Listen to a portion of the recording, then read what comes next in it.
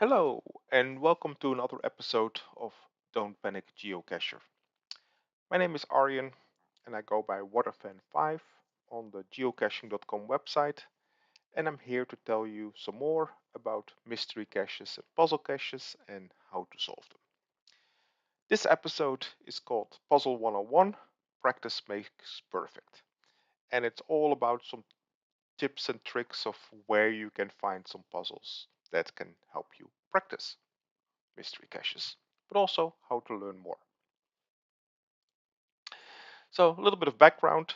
Um, Mystery caches, basically like any other skill, take like these things. I call them the 5 E's. So, first of all, enthusiasm. So, anything that you're not enthusiastic about is actually pretty hard to learn. But enthusiasm by itself doesn't really help you. You need to put effort in. Everything takes effort. Um, they say in 40 hours or 80 hours or 200 hours, you can learn a skill, but it takes time. And so, same with mystery caches. You need to put the effort in, and enthusiasm, of course, helps with that effort. But yeah, those two things combined. And typically, it helps to come in from an education perspective. And the fact that you're here, of course, is great. Get you hopefully some education about how to solve mystery caches, but that helps you move forward. And then it becomes a matter of gaining experience. So that means that you have to practice, that you have to look at mystery caches, that you have to solve them. But not only that, you have to explore, right? Because if you solve the same types over and over, it doesn't help you because you just have learned only a small part of the skill. So you have to broaden and your horizon and see what kind of puzzles are out there. And those 5 things combined will then make you excellent at it, right? Or an expert at mystery caches. So always keep those things in mind. And if you're missing one of them, then you will see that mastering the skill becomes very hard. So today, and in this, I'm going to talk about how practice makes perfect and giving you some tips of where you can find more. So there's actually quite a few caches out there that, just like this video tries to do, gives you some education about mystery caches. And I created a bookmark list, and I will share that in the show notes as well, that has over 250 caches worldwide that all talk about how to solve mystery caches. Some of them are duplicates from each other, and I'll explain in a second why, but a lot of them have unique lessons. They will go over some of the same things that I may have taught you about, and some of the things that I may not have taught you about yet, into how to solve mystery caches. They're great to start learning mystery caches, but they're also great to learn more about mystery caches and learn new tricks. Many of the things I've learned from caches like this, because often they explain a subject, but then they also have a puzzle related to it to kind of challenge you how to do it. So these are 250 plus caches to explore, but at the same time, they educate you about how to solve them, and of course, that helps you gain experience. Three of the key things, right? The last two things you will have to do yourself. Put in the effort and have the enthusiasm to basically put in that effort. So, these series, and here are just some of them, right? They often have between like just sometimes one, sometimes 10, and some of them have even more than 10 puzzles in there. And they're made by different geocachers. Some of them are copies from each other, some of them are unique. So if you look at the list, you'll find some repeating puzzles and sometimes repeating lessons. But sometimes repetition is also the way how you can learn more. So it may not always be bad. As far as I know, the one at the top, uh, made by E. Peters O2, it's 2007. That is one of the oldest ones out there. And it's actually one that I've looked at in the past as well. And how I, in a way, started with puzzle caches. My initial experience with puzzle caches wasn't great. All the ones in the area where I lived were very hard, and basically, I didn't look at them. But at some point, I found this puzzle series, and that showed me some of the beginnings. And with that, I gained more confidence and eventually learned a lot more about mystery caches. All of these are different ones made by different people, and not only just in one country, but they're all over the world. Uh, there's ones in Japan, Australia, Canada, Portugal, Germany, England. They're everywhere. And so you might even find some related to your area. In addition, some of them are archived, some of them are still active. So it might even help you find some caches that you still might get to. So what I will do is I'll take a look at the list and go over some of them and give you a little bit more of an idea of some of these, because some of these are quite easy, some of them can still be quite tricky. And so I will show you the list and guide you a little bit through some of the series and what I like, and also sometimes of what type of puzzles they might be. So let's take a look. So this is the list. So I called it What If in Five's Puzzle 101 collection. So currently it has over 286 of them in there. And yeah, let me, you can scroll down the list and see what's on there. But I'm going to show you some of them. But before I do that, let's map it out. So I open a page that kind of like maps them out. And you see a lot of them are located throughout the US. But there's also some in Norway, some in Portugal, some um, Germany, France, and then even if we go more east, we see them all the way in Korea and Japan. And if you go down the list, you will see some in Australia as well. So they're kind of like a worldwide representation. A lot of them will be in English, but I will show you some that are in other languages as well. And just simply with the translate function, um, most of them can easily be done since the answer will often be in English or they're often bilingual in nature. So I will do them by order of publication date. So this is one of the oldest ones, published in 2007. This is just a single one, so not a series. Like I said, the oldest series, I will talk about it as well. But this is just a single puzzle, and it gives just a lot of individual hints of what you should look for, and a lot of things I've mentioned in my videos as well. But it's a good refresher of what to look for in puzzles and what potentially the puzzle could be. And then at the end, there is a puzzle in here as well. Now, this is one of the hints towards the puzzle, this word. So, and also the hint itself kind of like gives you a hint of what the puzzle may be. So that's one of the oldest ones. So I wanted to highlight that one. And then this is the E. Peters 02 series. Starts right here. As I mentioned, this is one of the series that got me started. I just only recently discovered that it also uses the word don't panic. So that's kind of funny. But it's a good series. Puzzles can be somewhat tricky, but the information here is great. It gives you a lot of great information about how to solve puzzles, what to look for, what kind of patterns. And so it's a really good educational series that gives you a lot of information. And then they have the puzzle at the end. And then a checker. And you see how popular this one is, right? With how many solves this have had. It's been around for a long time. And even though they're archived, they're still being solved by people. This number I notice is still going up. Puzzle isn't too hard if you look at the explanation of what you need to do. Um, Basically, you have to find out where these locations are, and if you do that, you can find the right numbers that belong to the coordinates. So it's a good series. Some of them are tricky, some of them are straightforward, but it is definitely a good series to start. Either this one or some of the copies of this series that have been placed in other locations.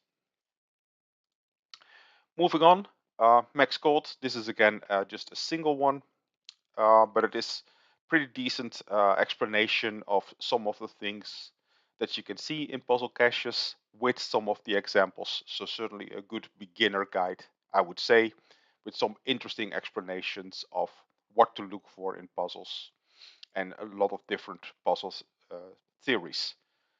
The puzzle itself that gives you the coordinates is not too hard either. So again, another fun one to do.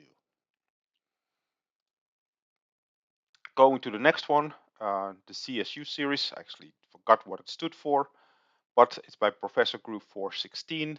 The series has been archived, but the puzzles still work. And in this case, like many other series, each puzzle kind of has a specific topic. So in this case, we talk about wordplay, and it talks kind of like what to look for with rhymes, homonyms, acronyms, etc., etc., all variations that could be handled within puzzles. And all of these, of course, have a specific puzzle behind it. In this case, it is more of like a traditional 4-letter puzzle where you have to fill in the letters. So here you see 6 letters. They somewhat need to be here. And kind of it all starts with kind of like, okay, what word could fit where? Um, I often try to see if it is like coordinates. If it's coordinates, you can look for words like north and east and based on where they're located. If it's not coordinates, then I often try and find like the rare letters and see where they could fit. So for example, I have a Z here, I have something here, Z. Could the word zero fit, for example, here? And once I have the word zero, I can see how it fits within the coordinates, and so move on. Okay, next one. Um, Again, another series. Now we're to 2011, and you see that often people will credit the first series as their inspiration and then just put something local in their place. Some of them have just copied the original text, just updated the puzzle. Others have written their own text. So in this case, this is number 4 in this series, talks about the source. And the explanation talks about how you can look in the source code and find more information and gives you instructions on how to do. And yeah, same with this puzzle. For most of them, the puzzle will be in theme, so kind of utilize what you have learned. And it's the same way here. So once you've utilized within what you've learned from the cache page itself, the explanation of how to look at the source code, you can now solve this puzzle. Okay, moving to Canada. So Calgary puzzle series, again here you see crediting the original puzzle series. You see a lot of them doing that. And now again, lesson 9, visual puzzles, and giving an explanation of how visual puzzles worked, what to look out for with images and stuff like that. And then here the puzzle associated and what you need to do for each specific image. So in this case, it's kind of like a find the differences between it, and the cache page describes some tools that can be helpful to do that. So fun little puzzle, but also again, very educational part, telling you some of the material that can help you solve puzzles. Another Canadian series, also this one-on-one series. You see here Morse code. So indeed, this is a specific lesson about how Morse code works and how it could be used in mystery caches. Very short, very to the point, this one. But again, another fun series with very clear puzzles as well, where you utilize what you have learned. Okay, moving over, going towards the UK, and or sorry, this is actually Norway, I believe. So you see here that we have to translate it. So typically the translate function from Google will help you with that. So you can now you get it in pretty understandable English, and you can read the description. So in this case, it explains the auto key and the Vigenère cipher, how they work. And at the end, there will be a puzzle associated with that. So again, good theoretical information, good information on how to solve it using frequency analysis, identifying that it's Vigenère and identify how long the keyword might be, and then a puzzle associated with it. Okay, this is probably one of my favorite series. And so, I mean, not even sure how to pronounce this, but you can only imagine. Um, but good information on the page itself. This one talks about puzzle coordinate and coordinate formats and the different formats that may exist, something that's very critical to puzzle caches. So again, good information to read, but then also a lot of other information about tools that you could utilize, how it relates. So you see here the GPS converter tool being utilized, and then at the end a puzzle that you can sort of utilize to get this information. That in this case probably uses one of the alternative coordinates. So this is a good series. It links to other ones in this series. So you see in this case there's 16 in there. So yeah, um, definitely worth taking a look at, reading the information and potentially doing some of the puzzles. Okay, um, two more that I want to highlight. So Lotus one, it's also yeah, a newer one, 6 years old by now, but still relatively new. Um, and again, gives great background information, and in this case, quite challenging puzzles at the end. So even with all the information that's given here, still the puzzle will take a few steps or an aha moment to solve. So you see here it's a 4 difficulty. A lot of the series have a lower difficulty one. But I like this series. I think I did all of them from this series, and the good puzzles as well. And then the last one I want to do, again, a more challenging series. I think the rating typically is slightly underrated. I think in general they're slightly higher difficulty. But what I like is that, again, good information, good lessons on how to do, very useful ways that you can link, give you ideas of how to solve puzzles, and giving you very common puzzle techniques with, at the end, the puzzles. Now, all these puzzles require somewhat of an aha moment. Like I said, I think the rating is maybe somewhat underrated. Um, so in this case, this is the coordinate, and you have to figure out what list do these words belong to, so that you can assign a number to these words so that they become a coordinate. So you see less solvers here, but yeah, another fun puzzle to solve. So yeah, this is just a few examples from the list. As I mentioned, there's over 250 on the list, and maybe other people have some other ones that I can add to this list. But it gives you, all of them give you good lessons that will help you solve puzzle caches, but also give you some good puzzles to solve. So I encourage you all to practice, right? Get that experience, explore these lists, explore that list that I shared with you, and see which ones you can solve. Read the cache pages. See if you learn something from those cache pages. If you get stuck with one of them, um, I certainly haven't solved all of them, but I've looked at quite a few of them. So feel free to message me, and I can see how I can help you. Tell me what you've tried, tell me what you think it is, and tell me also where you get stuck. As far as I know, all of them are still solvable, even the archived ones. Also, and here's something that you could help me with, if you find other ones, and it doesn't matter where they are. As I mentioned, I collected them from all over the world. If you have more, right now I think I'm close to 300, but a bookmark list can get 1,000. So there's still a lot more that can be added. So I would like to have more. I haven't found any in the Netherlands. I haven't found many in Germany, and I haven't found one in, for example, the Czechia. All areas where there's a lot of geocaches, but I haven't found any puzzle series yet. Maybe they have a different name, so when I did a search, they didn't come up. So if you find some, please let me know, and I'm more than happy to add them to the list so that others can enjoy them as well.